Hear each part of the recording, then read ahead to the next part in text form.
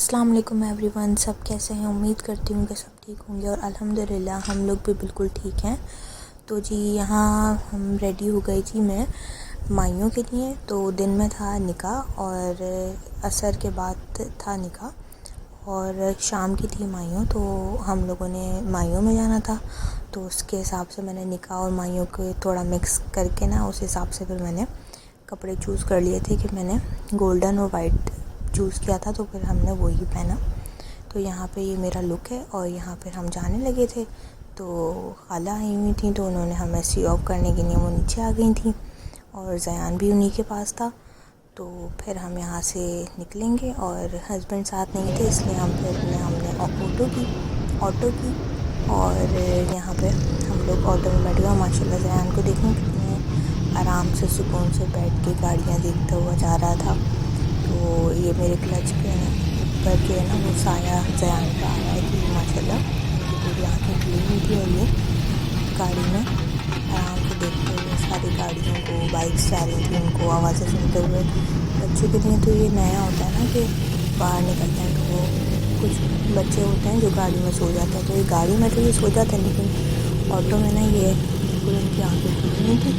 और ये सारी बाइक्स और गाड़ियाँ जो जा रही थी सब ये मज़े से माशाल्लाह देख रहे थे। पूरा रास्ता उन्होंने बहुत इंजॉय किया और यहाँ पे देख रहे हैं उनको।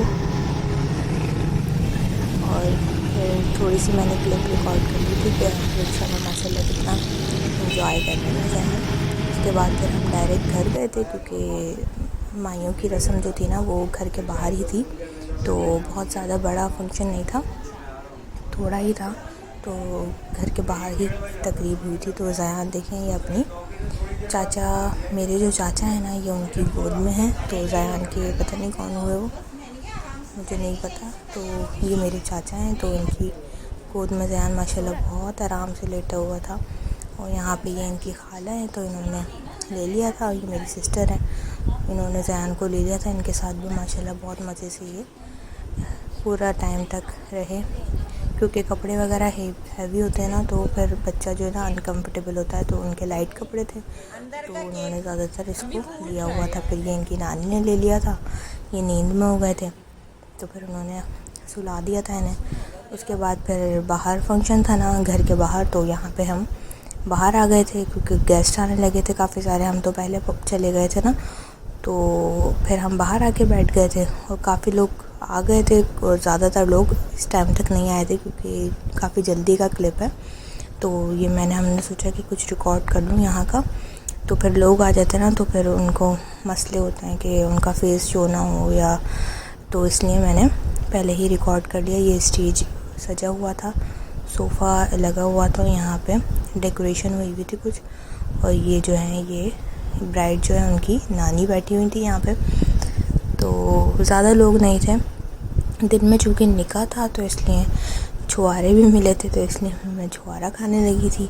तो सुना है ना कि जिनके निकाह होता है तो उनके छुआरे खाएं तो जल्दी शादी हो जाती है, लेकिन हमारी तो हो गई थी, तो मुझे कोई मसला नहीं था खाने में।